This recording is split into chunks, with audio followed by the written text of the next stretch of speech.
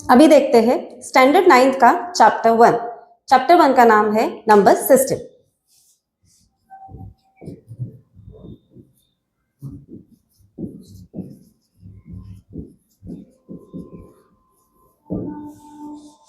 इस चैप्टर में सबसे पहले स्टार्ट होता है नंबर लाइन। हम ये नंबर लाइन बना लेते हैं। 0, 1, 2, 3, 4, -1, -2, -3। कुछ नंबर्स इसमें और ऐड किए गए हैं, वो कैसे किए हैं वो देखते हैं। 0 और 1 इसका एग्जैक्टली हाफ लेके डिनोट किया गया है 1/2, और -1 और 0 इसके 3 डिविजन्स किए गए हैं, फर्स्ट, सेकंड। सो 0 से हम लोग काउंट करना है, तो 0 से पहले वाले इस डिवीजन के नीचे लिखा है -1/3। आउट ऑफ 3 1 इज सिलेक्टेड, पर ये माइनस साइन के लिए है, मतलब माइनस की तरफ है, इसलिए -1/3। इस तरह से नंबर लाइन आपको बुक में दिखेगी। उसके बाद में एक केस दिया हुआ है कि जिसमें एक लड़की नंबर लाइन के ऊपर चल रही है और उसके हाथ में एक बैग है। ये नंबर लाइन पर राइट हैंड की तरफ जा रही है और कुछ नंबर्स अपने बैग में उठा उठा के डाल रही है। सबसे पहले वो जो नंबर डालती है वो है 1, 2, 3, 4 एंड ऑनवर्ड्स। ये सारे नंबर्स कौन से ग्रुप में आएंगे? नेचुरल नंबर के। इधर हम लोग लिखेंगे नेचुरल नंबर। इसका सिंबल है capital N। N stands for natural number. फिर वो लड़की वहां से टर्न लेती है और वापस लेफ्ट हैंड साइड की तरफ आती है। सारे नंबर उसने उठा लिए, अब वो 0 को उठा लेती है और बैग में डालती है। अब उसके बैग में कौन से नंबर आ गए? 0, 1, 2, 3, 4। अब नेचुरल नंबर के साथ में 0 जुड़ गया, तो अब ये कौन सी नंबर सिस्टम हो गई? Whole numbers.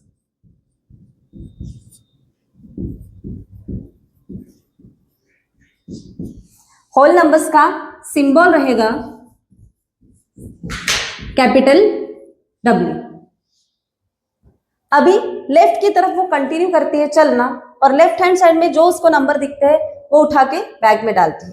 तो लेफ्ट हैंड साइड पे उसने जो नंबर लिखे वो है, ये नंबर ऑलरेडी एग्जिस्ट कर रहे हैं, इसके लिए जो नए नंबर है हम लोग पहले लिखेंगे -3, -2, -1।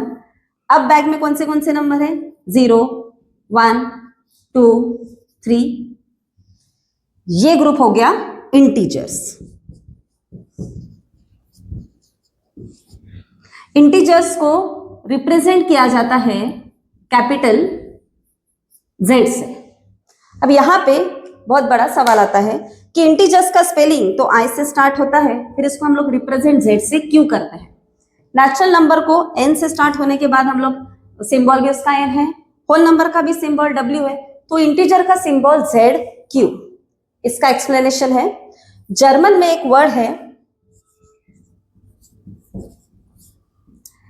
इस वर्ड को प्रोनाउंस किया जाता है सालन।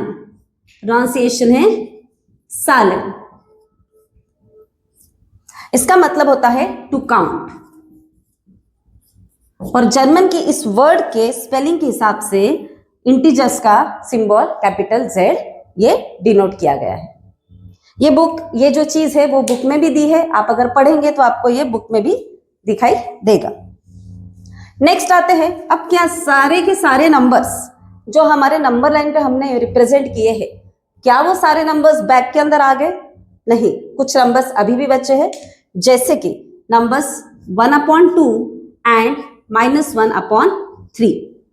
1/2 और -1/3 को हम लोग क्या नेचुरल नंबर में डाल सकते हैं? नहीं। होल नंबर्स में? नहीं। इंटीजर्स में? नहीं। तो इनके लिए हमें नया ग्रुप लगता है, उस नए ग्रुप का नाम है रैशनल नंबर्स। रैशनल नंबर्स, और इसे डिनोट किया जाता है कैपिटल लेटर Q से। हम लोग देखते हैं रैशनल नंबर्स की डेफिनेशन। अभी देखते हैं रैशनल नंबर्स की definition. Rational numbers,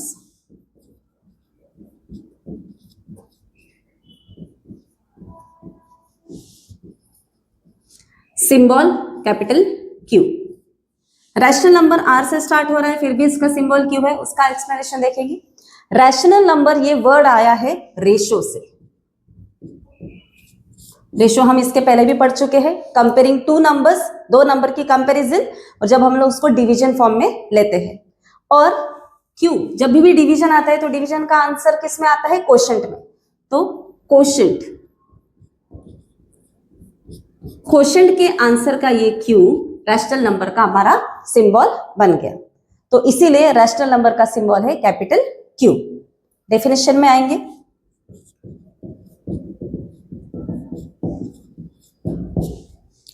A number R is said to be a rational number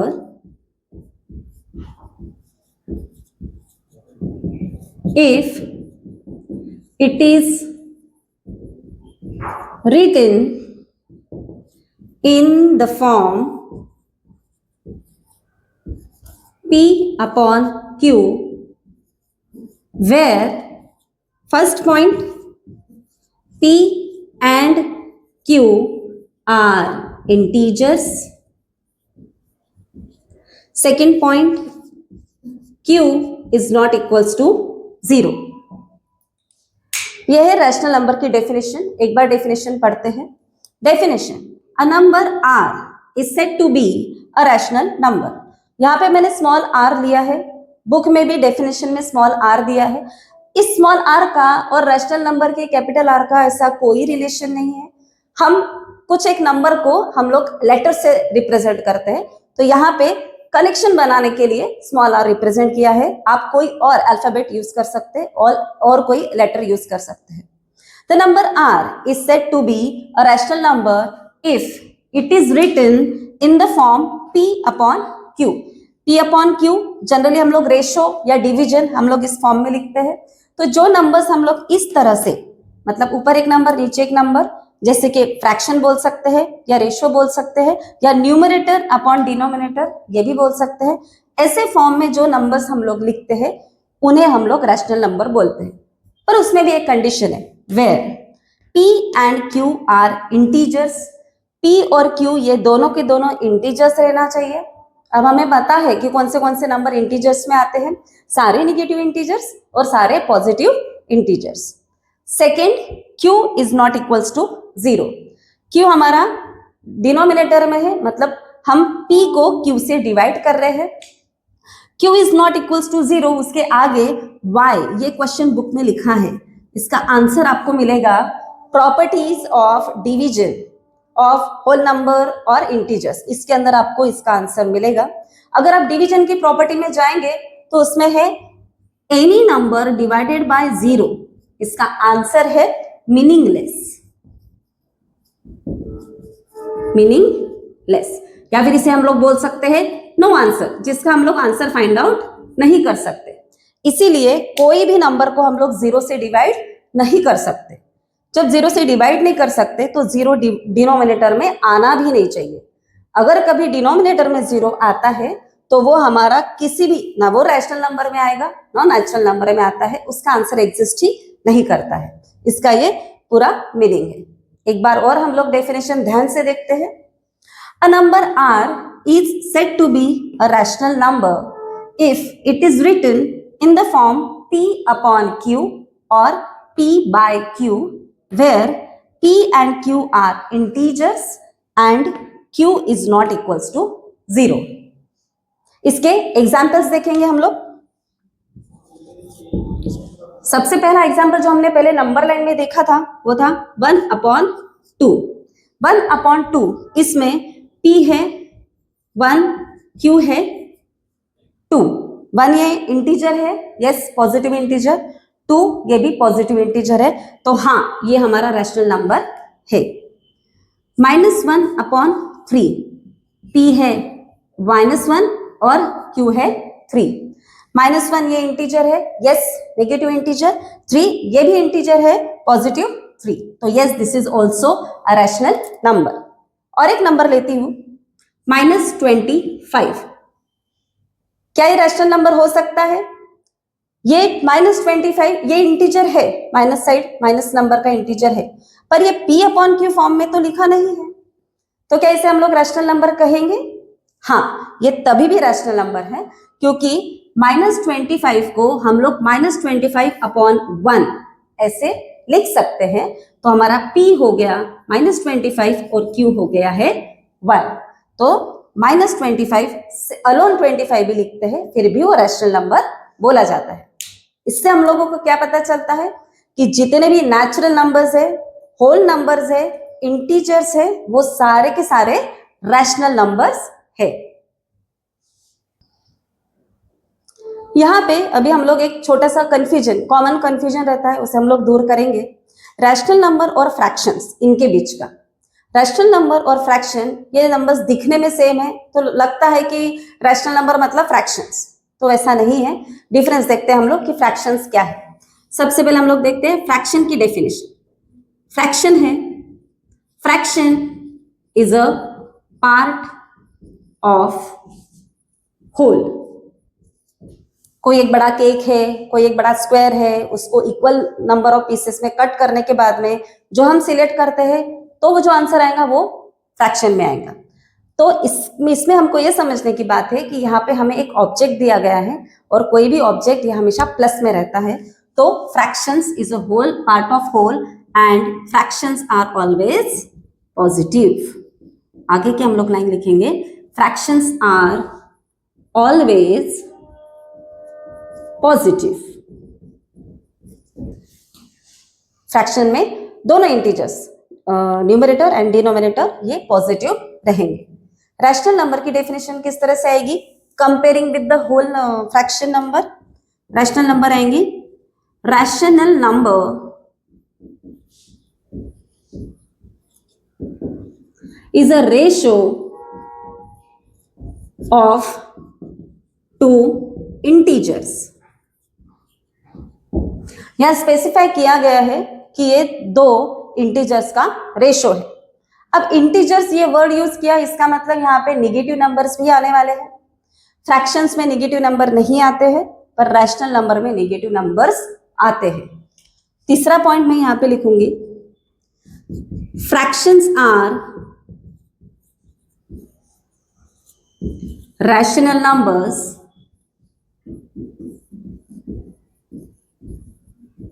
but rational numbers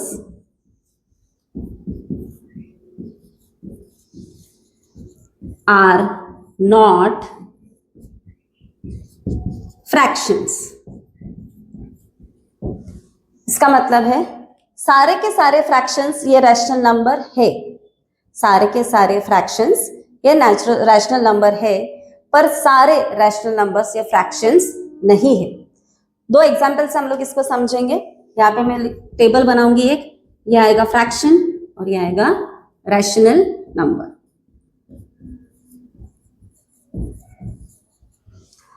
पहले हम लोग लेंगे फर्स्ट, इसमें फ्रैक्शन लिया है 1/3, क्योंकि दोनों मतलब पॉजिटिव है तो yes it is a fraction और ये रैशनल नंबर भी है। सेकेंड एग्जांपल लेते हैं, -2/5। फ्रैक्शन में हमेशा पॉजिटिव नंबर आएंगे, तो -2/5 ये फ्रैक्शन नहीं है, बट -2/5 ये रैशनल नंबर है। इतना ही डिफरेंस आपको याद रखना है, और ये याद रखने से आपका फ्रैक्शन और रैशनल नंबर के बीच का कंफ्यूजन दूर हो जाएगा। हम लोग रैशनल नंबर के नेक्स्ट टॉपिक पे आते हैं, equivalent rational numbers. Equivalent rational numbers. Equivalent का मतलब होता है जिसकी वैल्यू सेम है, दो नंबर्स जिनकी वैल्यू सेम है उसे बोला जाता है इक्विवेलेंट। रैशनल नंबर्स मतलब यहाँ पे रैशनल नंबर कौन से दो रैशनल नंबर सेम है वो हम लोग देखेंगे।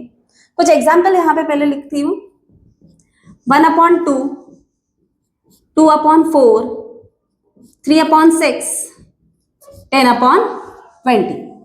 ये सारे के सारे रैशनल नंबर है, बट सब अलग अलग है, कोई नंबर इसमें सेम नहीं है। हम लोग सबसे पहला नंबर कंसिडर करेंगे 1/2। इसमें p की वैल्यू है 1, q की वैल्यू है 2। 1 और 2 इसके बीच में कोई कॉमन फैक्टर है क्या? अब नया वर्ड आया है फैक्टर। फैक्टर का मतलब होता है दिए गए नंबर किसी टेबल में है, अगर किसी के नंबर के टेबल में है तो उसे हम लोग बोलेंगे फैक्टर्स। तो यहाँ पे हम लोग देखेंगे क्योंकि कॉमन फैक्टर है क्या यहाँ पे? हाँ, एक कॉमन फैक्टर है जो कि है 1। ये दोनों ही नंबर 1 के टेबल में आ रहे हैं, तो इसे हम लोग शॉर्ट में लिखेंगे यहाँ पे कॉमन फैक्टर। 1 और 2 के बीच का कॉमन फैक्टर क्या है? 1। जब दो नंबर्स के बीच का कॉमन फैक्टर 1 आता है, ओनली 1, तब हम उनको बोलते हैं को प्राइम नंबर्स। तो 1 एंड 2 ये क्या हो गए हमारे? को प्राइम नंबर्स। एक बार वापस देखेंगे, 1 और 2 इनके बीच में कॉमन फैक्टर क्या है? 1, क्योंकि 1 और 2 दोनों ही 1 के टेबल में आते हैं। जिनका कॉमन फैक्टर सिर्फ 1 है, ऐसे दो नंबर्स को हम लोग बोलेंगे को प्राइम नंबर्स। सेकेंड वाला देखते हैं। सेकेंड हमारा रैशनल नंबर है 2/4। यहाँ पे p की वैल्यू है 2 और q की वैल्यू है 4। इनके हम लोग कॉमन फैक्टर देखेंगे। कॉमन फैक्टर्स क्या आएंगे 2 और 4 के? यस, पहला तो है 1 और दूसरा 2 और 4, ये दोनों ही नंबर हमें 2 के टेबल में मिलते हैं, तो यहाँ पे एक से ज्यादा कॉमन फैक्टर है। ऐसे केस में हम लोग इस रैशनल नंबर को रिड्यूस कर सकते हैं। रिड्यूस करने के लिए हमको इनको डिवाइड करना पड़ता है उनके कॉमन फैक्टर से। तो कॉमन फैक्टर से डिवाइड करेंगे तो 2/4 को कॉमन फैक्टर 2 से डिवाइड करते हैं। आंसर क्या आ जाएगा? 1/2। मतलब पहले वाला जो हमारा फ्रैक्शन है वही इसका आंसर आ रहा है। कब आ रहा है? जब हमने 2/4 को रिड्यूस किया, तब हमें 1/2 यही फ्रैक्शन मिल रहा है। और आगे का देखते हैं हम लोग फ्रैक्शन। ये फर्स्ट है, ये सेकंड है और ये थर्ड है। नेक्स्ट रैशनल नंबर है 3/6। इसमें p की वैल्यू है 3 और q की वैल्यू है 6। कॉमन फैक्टर मतलब ये दोनों नंबर कौन से टेबल में आते हैं? यस, ये 1 के टेबल में आते हैं और 3 के टेबल में आते हैं। तो कॉमन फैक्टर मोर देन 1 है, यह भी को प्राइम नंबर नहीं है, पर हमें इसे रिड्यूस करना है। ये रिड्यूस हो सकते हैं। रिड्यूस करने के लिए हमें इनको कॉमन फैक्टर से डिवाइड करना पड़ेगा। कॉमन फैक्टर से डिवाइड करेंगे 3 divided by 3 and 6 divided by 3। Answer आएगा 1/2। स्टिल रिड्यूस करने के बाद हमको सेम आंसर मिल रहा है, इधर भी 1/2 और पहला जो दिया है अपने को रैशनल नंबर उसमें भी 1/2। नेक्स्ट देखते हैं 10/20। p की वैल्यू है 10, q की वैल्यू है 20। कॉमन फैक्टर, इसका कॉमन फैक्टर क्या रहेगा? हम लोग सबसे बड़ा कॉमन फैक्टर देखते हैं इसके अंदर 10, क्योंकि 10 और 20 ये दोनों 10 के टेबल में आते हैं। अगर वैसे कॉमन फैक्टर लिखने जाएंगे तो इसमें आएंगे 2, 5 और 10। तो सबसे बड़ा कॉमन फैक्टर 10 है, तो सबसे बड़े कॉमन फैक्टर से हम लोग इसको डिवाइड करेंगे। सो 10/20 इधर divided by 10 and here divided by 10, answer becomes 1/2। तो जब हम लोग रैशनल नंबर को रिड्यूस करते हैं और रिड्यूस करने के बाद अगर हमको सेम वैल्यू मिल रही है, तो इन रैशनल नंबर्स को हम लोग क्या बोलेंगे? Equivalent rational numbers. इसको हम लोग इक्वल टू साइन से भी डिनोट कर सकते हैं। तो हम लोग इसको इंस्टेड ऑफ कॉमा मैं यहाँ पे ही करेक्शंस करूंगी। यहाँ पे 1/2 is equals to 2/4 is equals to 3/6 is equals to 10/20 और फाइनल हमारा सबका आंसर आया था 1/2। अभी बुक में दिए हुए कुछ एग्जाम्पल्स को हम लोग देखते हैं, जिसमें है राइट ट्रू और false and give reason. So पहला है उसमें एग्जाम्पल में राइट ट्रू और फॉल्स गिव रीजन। उसमें पहला स्टेटमेंट है every whole number is a natural number. Every whole number is a natural number. जितने भी होल नंबर्स है वो सारे के सारे नेचुरल नंबर है। क्या ये स्टेटमेंट ट्रू है? नहीं, ये स्टेटमेंट फॉल्स है। तो आंसर आएगा हमारा फॉल्स। उसका रीजन आएगा होल नंबर में एक ऐसा नंबर है 0 जो कि नेचुरल नंबर में नहीं आता है। इसी को हमें इंग्लिश के स्टेटमेंट में लिखना है, because 0 is a number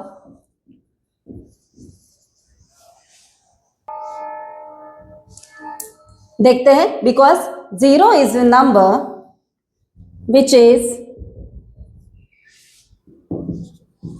whole number but not a natural number. 0 ये ऐसा नंबर है जो होल नंबर है पर वो नेचुरल नंबर नहीं है, इसीलिए दिया हुआ स्टेटमेंट फॉल्स है। सेकंड स्टेटमेंट हम लोग देखते हैं, every integer is a rational number.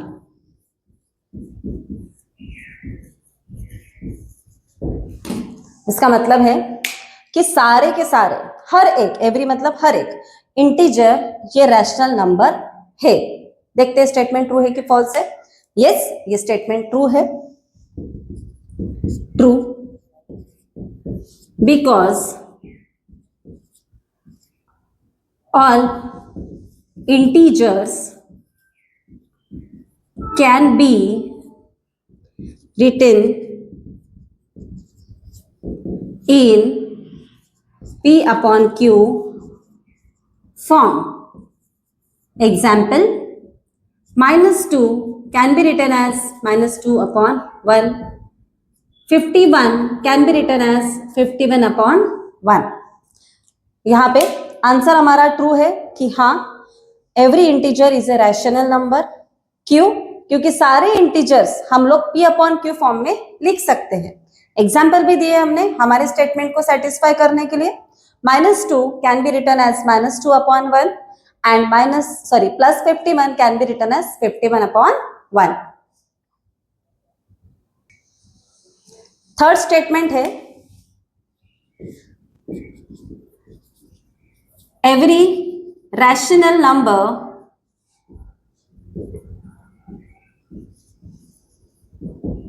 Is an integer. हर एक रैशनल नंबर ये इंटीजर होता है। ये स्टेटमेंट ट्रू है कि फॉल्स है? ये स्टेटमेंट फॉल्स है, फॉल्स। रैशनल नंबर के कुछ एग्जांपल्स लिखेंगे और प्रूव करेंगे कि ये इंटीजर्स में नहीं है। कोई भी एक एग्जांपल हम लेंगे, जैसे कि -1 upon 3 is a rational number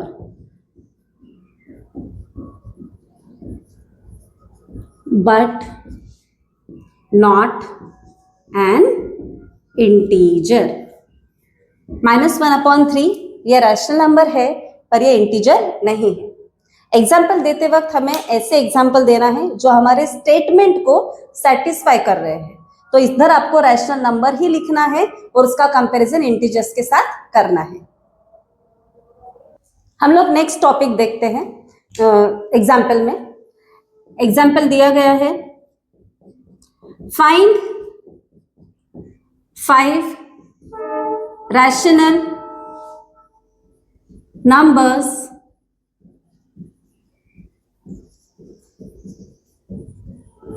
between 1 and 2। 1 and 2 इनके बीच के हमको 5 रैशनल नंबर फाइंड आउट करने हैं। ये फाइंड आउट करने की 2 मेथड्स है। उसमें से सबसे पहली मेथड हम लोग देखते हैं जो थोड़ी सी डिफिकल्ट है, और उसके बाद हम लोग नेक्स्ट मेथड देखेंगे जो थोड़ी इजी है। तो सबसे पहली मेथड है जिसे बोला जाता है टेकिंग एवरेज मेथड। सो मेथड 1, टेकिंग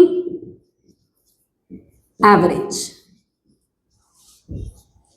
फॉर्मूला लिखेंगे R प्लस एस अपॉन 2। दो नंबर उसको ऐड करो और डिवाइड बाय 2 करो, इसका मतलब है हमने r और s का एवरेज लिया है। यहाँ पे हमें r और s क्या दिए हैं, 1 and 2। तो सॉल्व करेंगे हम लोग। यहाँ पे स्टेप 1 का जो हम लोग पहला कैलकुलेशन कर रहे हैं इसके लिए 1 लिख रहे हैं। 1 प्लस 2 अपॉन 2, आंसर क्या आएगा 3 अपॉन 2। इसको सिर्फ सिंप्लिसिटी के लिए रिप्रेजेंट करने के लिए मैं इस तरह से लिख रही हूँ, यहाँ पे 1 है और यहाँ पे 2 है, इसके बीच में in the centre we have 3 upon 2, मतलब 1 और 2 के बीच का पहला रैशनल नंबर मिला जो कि है 3 अपॉन 2। अब हम लोग आगे बढ़ेंगे। अब हम लोग 1 और 3 अपॉन 2 इनके बीच का रैशनल नंबर निकालेंगे। मेथड सेम है एवरेज से, तो लिखेंगे 1 प्लस 3 अपॉन 2 अपॉन 2, मतलब ये हो गया r और ये वैल्यू हो गई s की, दोनों का एवरेज। इसे कैलकुलेट करेंगे। अब इसे कैलकुलेशन करते वक्त हमें फ्रैक्शंस के एडिशन के रूल्स यूज करने पड़ेंगे, क्योंकि ये सारे पॉजिटिव इंटीजर्स है तो इसके हम लोग फ्रैक्शंस के रूल यूज करेंगे। तो फ्रैक्शन में हम लोग लाइक फ्रैक्शंस को ऐड कर सकते थे, तो हमें इसे लाइक फ्रैक्शन में कन्वर्ट करना पड़ेगा और फिर इसको ऐड करना पड़ेगा। अब ये आपको सेपरेट वीडियो में एक्सप्लेन किया जाएगा कि फ्रैक्शन की एडिशन किस तरह से होती है। यहाँ पे हम लोग इसकी क्रॉस मल्टीप्लिकेशन मेथड यूज करेंगे। किस तरह से होता है देखेंगे। 1 को हम लोग लिखेंगे 1 अपॉन 1 प्लस 3 अपॉन 2 और अपॉन 2 क्योंकि इसका एवरेज है। क्रॉस मल्टीप्लाई करना है इसको, किस तरह से आएगा 2 multiply by 1 upon 1 multiply by 2 plus 3 multiply by 1 upon 1 multiply by 2 और ये एवरेज का 2। सॉल्व करेंगे 2 multiply by 1 2 upon 2 plus 3 upon 2 और ये एवरेज का 2। अब ये लाइक फ्रैक्शन से इसको हम लोग डायरेक्टली ऐड कर सकते हैं, आंसर आएगा 5 अपॉन 2 अपॉन 2। जब इस तरह से हमारा कोई फ्रैक्शन या नंबर आते हैं तो जिसमें ऊपर भी एक तरह से डिनोमिनेटर है और नीचे भी और एक डिनोमिनेटर आता है, तो दोनों डिनोमिनेटर की मल्टीप्लिकेशन होती है। तो इस तरह इसका आंसर आ जाएगा आपका 5 अपॉन 4। 5 अपॉन 4 ये एवरेज है 1 और 3 अपॉन 2 का, मतलब यहाँ पे सेंटर में हम लोग लिखेंगे 5 अपॉन 4। तो अभी आपके कितने नंबर्स मिल गए 1 और 2, 1 एंड 2 के बीच में हमको दो रैशनल नंबर्स मिल गए 5 अपॉन 4 एंड 3 अपॉन 2। नेक्स्ट इसमें हम लोग देखते हैं 3 अपॉन 2 और 2 ये दो नंबर के बीच का कौन सा रैशनल नंबर है। यूजिंग द सेम मेथड यहाँ पे लिखेंगे 3 upon 2 plus 2 upon 2। Same technique से हमको इसको सॉल्व करना है using the rules of fractions and cross multiplication.